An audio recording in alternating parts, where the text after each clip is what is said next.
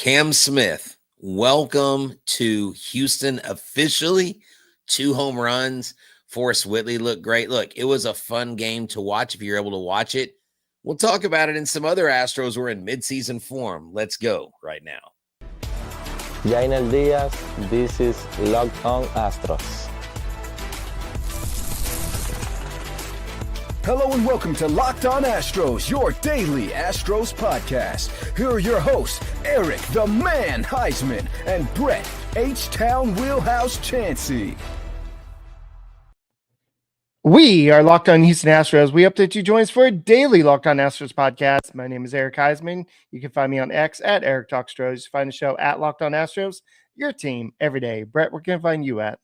They can find me at H-Town Wheelhouse on X, Instagram, and TikTok at Stros411. That's Stros with a Z on Instagram, TikTok, and X. And back to the bullpen on X, on Instagram, on iHeartRadio, and YouTube. Look, I'm always positive, always Stros. Hey guys, thank you for making us part of your daily routine. Whether it's on YouTube, go ahead, subscribe to us. Make us first listen on Apple, Odyssey, Spotify, wherever you listen to your podcasts. Go and check us out. And today's episode is brought to you by this hat. I purchased this hat at a Lids in middle of Times Square. And I'm like, there's no way there's going to be Astros hats in middle of Yankee land. And there was Astros hats there. So I'm like, you know what? I don't necessarily need another Astros hat, but I'm in New York. I've got to go out there. I've got to get this done. And I did it. And my wife was like, you know what? They're going to jump us. They're going to do all this. And as I got more comfortable walking around the streets, I started putting more and more Astros gear on and everything. Saw that. And so, but we had fun. It wasn't, a lot of people are like, the streets aren't safe, but we found ourselves on the subway. We found ourselves walking around. Basically, we went to the Ghostbuster house. That was pretty cool. Statue of Liberty. So it was Nice. a good trip. New York is not the place I'd necessarily want to live, but every once in a while to visit, it's a good place to visit. Yeah, definitely. It is. I mean, you are definitely in a different realm, in a different world up there. I've never been. That is definitely a bucket list city to go visit. Eric, but while you're away, the Astros had their first few spring training games, talked about them. Dawson Iserlo from ESPN Southwest Louisiana came on last night. We talked a little bit about that. You know, you've seen nothing but the young guys coming out there until today. You got a mixture of young guys and veterans. You know, we've got some other things coming up this week. You know, Altuve will debut in left field. Jordan Alvarez is going to play Thursday. So you've got some other guys coming up. Framber Valdez, I believe, is one of the next starters to be announced. I haven't seen when his date to pitch is announced, but I know pretty much they'll have gone through all the starters. And Wisniewski, who was going to start, they pushed him to today to throw 2 innings, and he did really well. But today's Cam Smith day. Today is Cam Smith that grew up, and I didn't know this, 20 or 30 minutes from the ballpark where he was playing this morning. So his mom, his grandmother, his aunts, his family, they were all there. And what do you know? Both at bats, he hits the ball out. Not just out, but with power. Not just out with power, but opposite field. And the game before, he drew 2 walks. This kid is, as Dana Brown said, and this is his phrase, he is an aircraft carrier. And I tried to illustrate that the best I could. I've got the USS Cam Smith here. You notice Cam Smith is there on the skyline. He's running on the aircraft carrier, actually off of it, I guess. And I've got Dana Brown's quote down there in the middle to give him credit for that. So USS Cam Smith has set sail. I know that a lot of people are like, well, maybe if he shows up to spring training, he'll break camp with the Astros. I don't think so. He's 22 years old. I think that he still has some time, some things to prove at AAA. But what he's showing is that if he has a strong camp, this is the Astros are saying, hey, look, this is what we traded Kyle Tucker for. This is the future, guys. You can be excited about it. And I saw this on X today, and just I think Dana Brown mentioned this on he was on the TV, I believe. He said that they traded 1 year control with Kyle Tucker for 13 years control with 3 years of Paredes, 4 years of Wisniewski, and then 6 years of Cam Smith. Yeah. So if you think about it like that, and Cam Smith shows what he could show today, And I also read today that he's actually he knows he can succeed offensively, but he's also working at his defense at third base because eventually he's likely to be the third baseman of the future for the Astros. But he may have to play elsewhere to maybe play with the infield as stacked as it is. But we don't know what's going to happen with the whole second base scenario. We'll talk about that a little bit later. But I just think that it's good that he's coming in.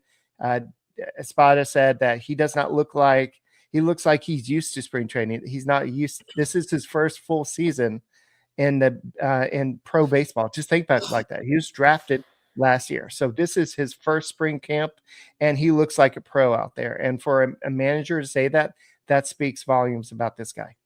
It does. And, we heard Dusty Baker when he was here was very candid with guys like Loper Fido and, guys when they were coming up Dearden, he had that hot spring training. But we've got Cubs fans coming into our mentions on YouTube saying, you're welcome for the future Hall of Famer. I mean, Cubs fans are not happy that they lost Cam Smith. He is a guy that, like you said, fits the part. But Eric, I contend, I don't know that if you want to bring him up sooner rather than later, you put him in one of those corner outfield spots. He has the arm, he has the athleticism to play right field.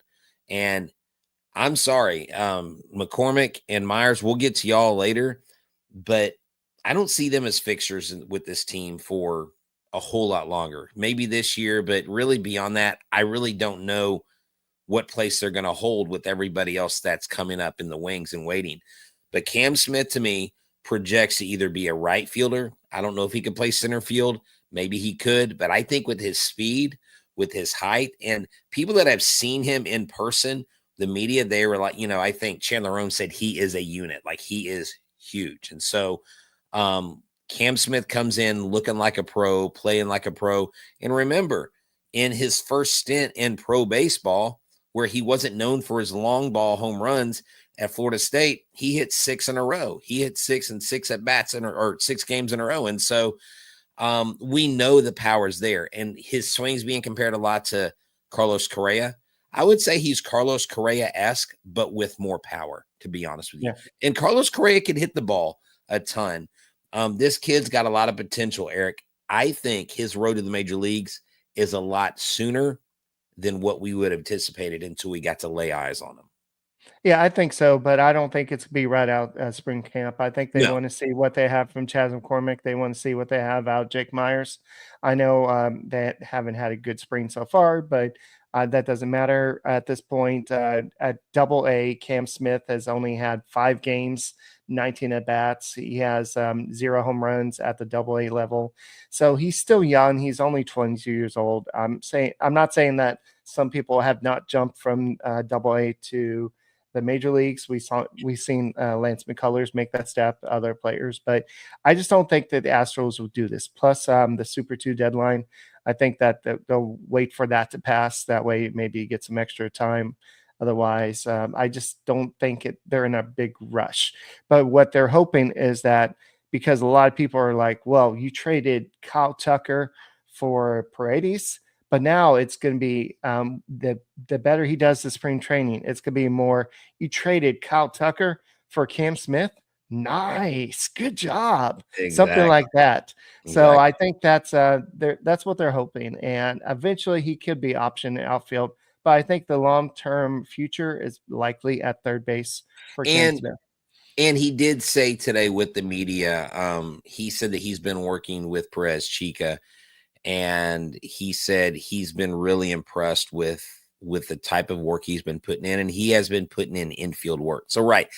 I'm not saying he's not a third baseman now. I'm just saying when he gets up here, if there's a logjam, I mean, look, if Nolan Arenado ends up signing here and he's here for the next 3 years, Cam Smith's spot is going to be in the outfield. I mean, because you want both of those bats in the lineup at the same time. But of course, that's like a whole nother day. We're done speculating about that technically. But Eric, I want to tell everybody about Wonderful Pistachios, and then I want to talk about Forrest Whitley's dominant outing. Sorry. Guys, thank you for making Locked On Astros podcast your first listen every day. Looking for a snack that's both delicious and nutritious? Crack into a good snack, a great source of protein with Wonderful Pistachios. Wonderful Pistachios is one of the highest protein nuts. Each 1 ounce serving has 6 grams of protein, giving you over 10% of your daily value. Plus, they're packed with fiber and better for you unsaturated fats to help keep you feeling fuller longer. That's right. If you want no shells, no problem. They have that option as well. If you like the satisfying sound of that crunch in the shell, then you can get them with the shells on. So shells on or shells off, the choice is yours. Wonderful Pistachios are a great high protein source. Get snacking and get cracking with the snack that packs the protein punch. Visit wonderfulpistachios.com to learn more. Hey guys, go and make us your first listen on Apple, Odyssey, Spotify, wherever you listen to your podcasts. Go and check us out. Brett, I know I didn't really miss it. I did a kind of short report from Times Square, which is pretty cool. I'm surprised that you can actually hear me because it was so loud over there. But Nolan Arenado, all the whispers, I know that it's been kind of debunked by Bob Nightingale. He told Patrick Crichton that the Astros have not really reached back out to the Cardinals, and that the Astros are likely going to go with a opening day roster from players that are in-house. But what I think possibly happened here is the Cardinals are likely to generate interest from elsewhere, and they're like, oh, well, maybe we say the Astros are, or leak that the Astros are involved again. Maybe this other team will give us a little bit more. But at this point, you have to think that Nolan Arenado is like all nuts. Maybe I should have gone ahead and accepted that trade. But I don't know. I know that Arenado, a lot of people, I've been seeing a lot of conflicting thoughts about this. I think Arenado, in some sense, will be a good addition to the Astros. I think he's a pull hitter, and if you look at what the Astros have been doing, they've been bringing in a lot of pull hitters, and that's what he is.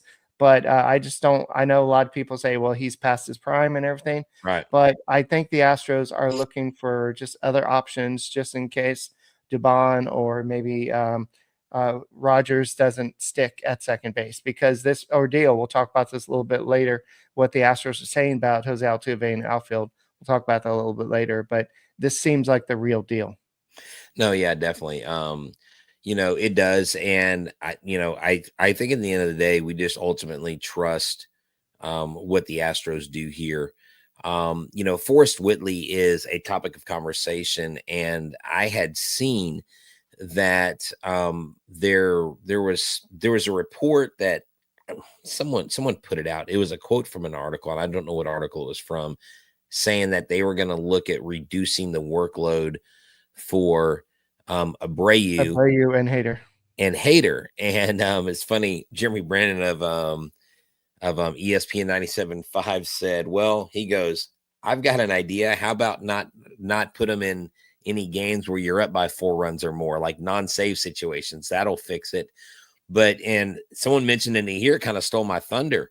Whitley could be that new setup guy, that 7th inning guy to bridge the gap to the 8th inning guy. Because if you saw him today, dude, the 2 strikeouts he got, wow, he looked dominant. Not only was he emotional when he got the strikeouts, but he walked off like he was Forrest Whitley, who had just gotten drafted by the Astros, trying to prove himself.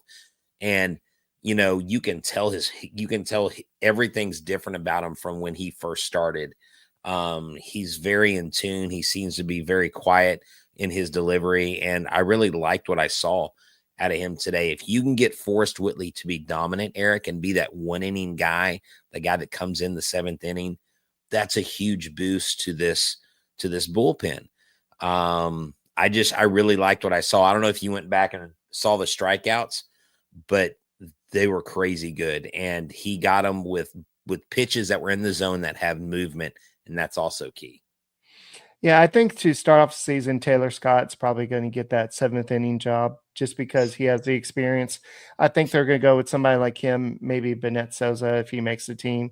But I know that Caleb Ort is dealing with some injuries, and so there's a lot of openings in the bullpen. So I think that it's going to take a massive implosion at this point for Whitley to not make the roster. Now, to say that he's going to be the automatic seventh inning guy, I think he's going to have to show a lot this spring training. I think that he can do it. He's a former number one, not a first round draft pick. I think he could do it, but it's just he's got to show it over the long term so the Astros can have faith in him. But I think he could do it. This is his last chance. He's got to show something. He's got to show something for the faith that the Astros have given in him. And I just think that he's going to do it. But I don't know if it's going to be, especially him being technically, he's still a rookie. He's only pitching 3 or 4 games. So he's going to be a rookie. They're not going to say, oh yeah, you're going to take over for Stressley, as Doug put it. But he's not going to take over that 7th inning role right away. But towards the end of the season, if he's productive, yes. Well, I mean, I think though you go with his last half of 2024 in Sugarland. If you build on that and you add to that going through spring training, doing that healthily, and if he continues to do what he's doing, then I think he's not a lock, but he's definitely one of your guys you're going to go to. Forrest Whitley is going to be on the opening day roster. That to me, there's no doubt there. So he will be there. Other guys. Brett, can I address this real quick before we move on? Tiki, I can't see this. Oh, here he says that the key is keeping Whitley at 1 inning per game. No, I've Todd has actually mentioned it that he would like to try to stretch him out to multiple innings. You could do that. You could do 2 innings, 3 innings, but honestly, I don't mind him being a 1 inning guy at this point. But with that being said, guys that were there today going, switching back to offense.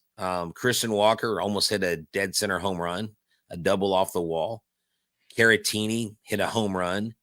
And so you like to see your regular guys, your major league guys really in there getting some nice pop off the bat. Bryce Matthews the other day, when you were in New York, hit a double that had 110 miles an hour off the bat exit velo. So your guys are swinging a hot bat. Well, not everybody. Most of them are. And, right now, let me just remind fans, we're not necessarily looking.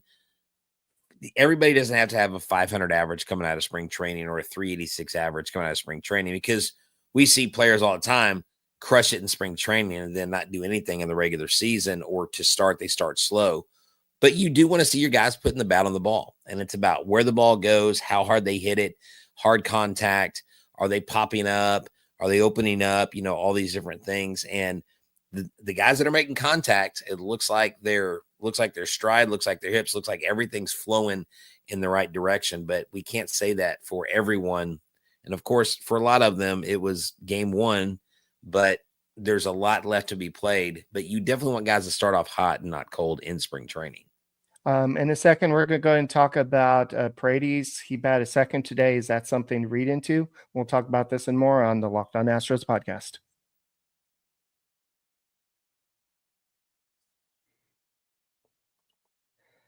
Hey guys, thank you for making Locked On Astros podcast your first listen every day. Whether it's on YouTube, go ahead, subscribe to us, make us first listen. Apple, Odyssey, Spotify, wherever you listen to your podcast, go ahead and check us out. So I know that we've been talking offense, and I noticed that today's lineup was Dubon leading it off. You had Paredes at third base, Walker at first base, batting third, then Diaz as the DH. Then you got in Caratini, Gamble. Then you had McCormick, and then I think Myers was at the very end. Yeah. Oh, not very end, but then you had Guerme on there as well. So a lot of people have been talking about who you can bat second. I know that we've talked about this on the show. I know that in a perfect world, Espada would like to have Alvarez bat second, he's going to play, I believe, on Thursday, if I remember correctly, reading. I think him and I think Pena or somebody else is going to play on Thursday, if I remember correctly. But I think Alvarez will be playing Thursday for sure. Yeah. But I know that early in spring training, especially, they want to get the veteran guys in and they want to get them at the beginning of the order. So that's why you had somebody like Paredes batting second. Also, Paredes doesn't have a lot of experience batting second. We talked about this. He has a lot of experience batting maybe third, fourth, and fifth, but he doesn't really have a lot of options batting second. So, this is a way to get him in and give him some experience batting second. Also, just get him in, get his bats, and that way you can go work out and enjoy the rest of the spring training. But what I do like is that Diaz is a cleanup. I would like, depending on how they structure the rest of the lineup, I do like that. I do think that he's earned it with kind of his RBI hits last year. I feel like he became one of those clutch guys at times. So it just depends on where you want to put Alvarez, I guess. Yeah, exactly. And it seems like Joe Espada is basically dead set on him batting second. I like Paredes at the top of the lineup because he has a high OPS. It's so fun to look at numbers during spring training, especially after the first couple games, because the numbers are, out of this world.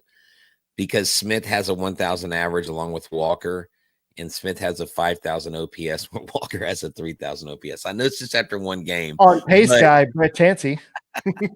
I'm just saying. But Eric, I did like what I saw out of the offense today. It was good. We did have several walks.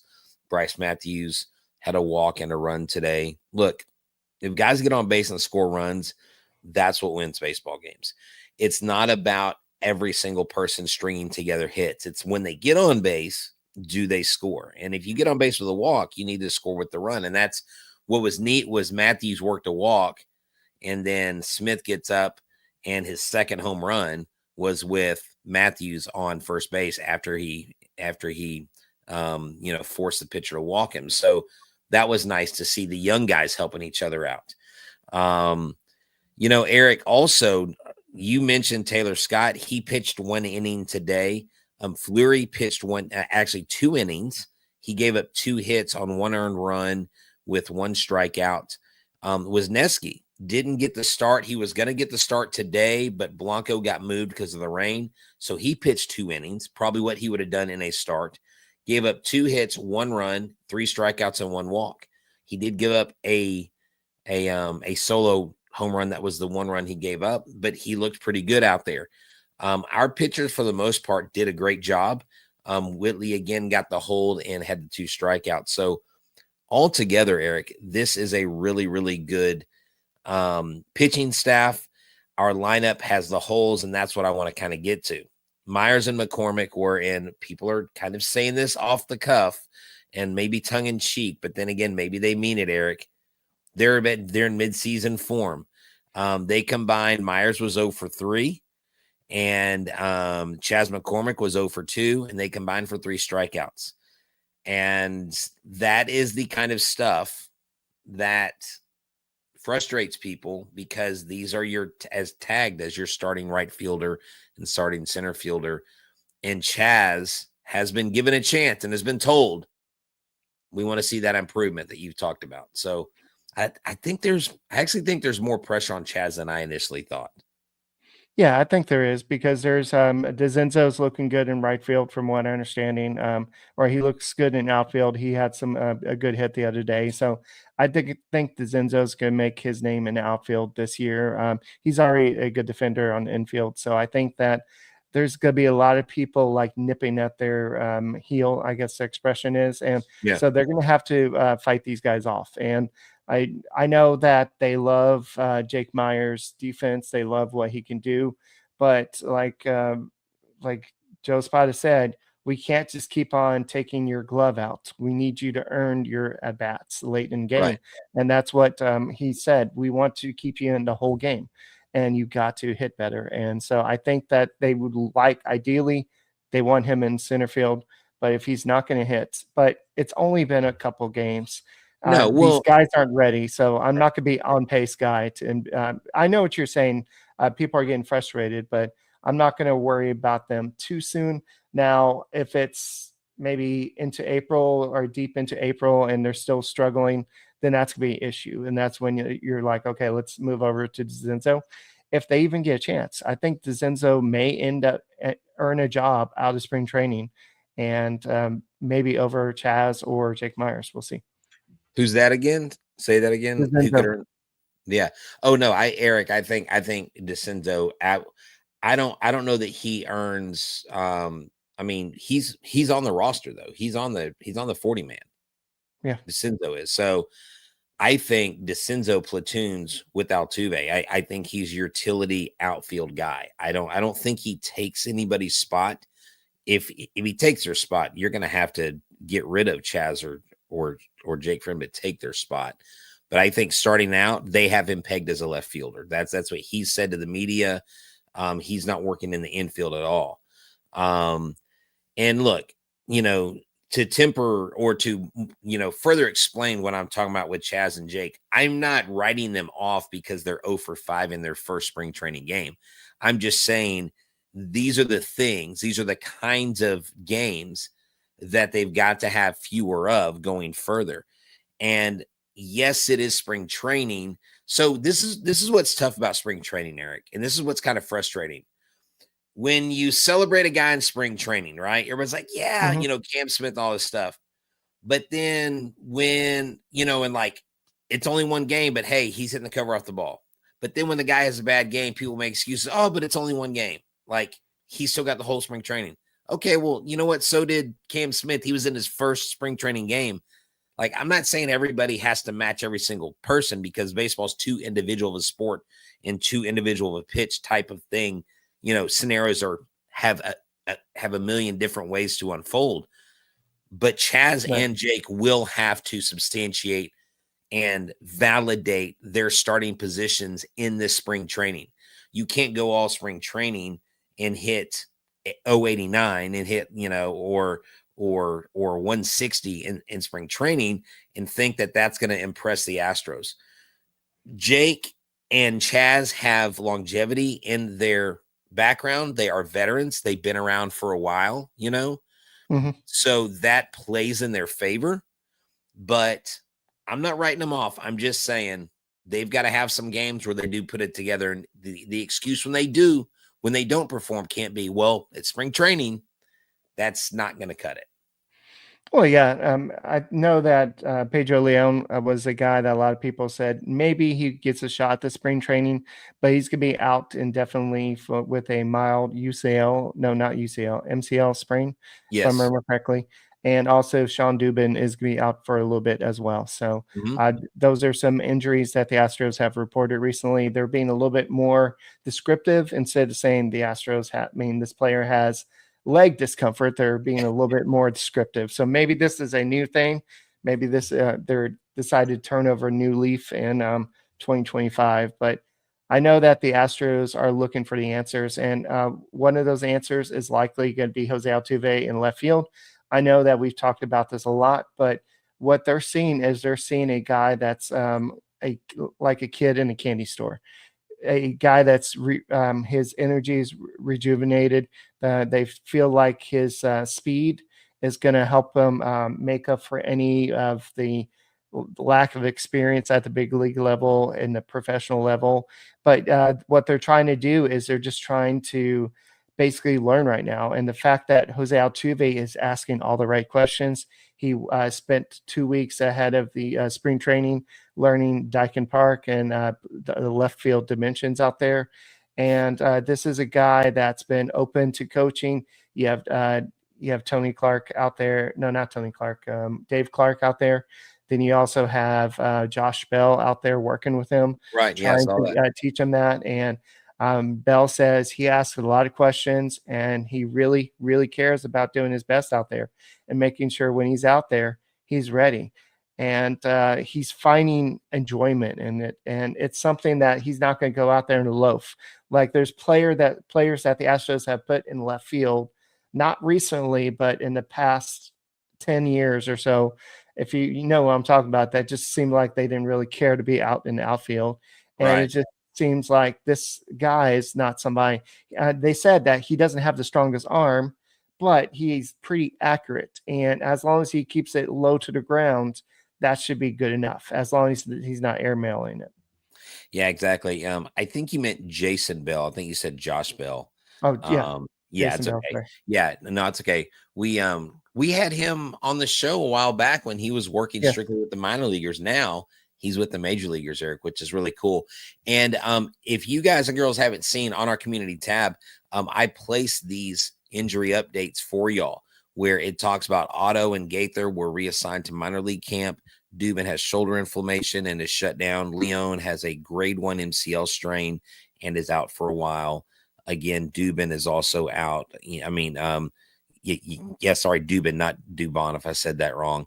Dubin is out with shoulder inflammation. But get this, Alvarez and Pena will play on Thursday, and Altuve will start in left field later this week. So he gets his first start later this week. Hopefully it's one of those games. Also, guys, I put the TV schedule for the Astros on our community page. So y'all make sure y'all go check that out.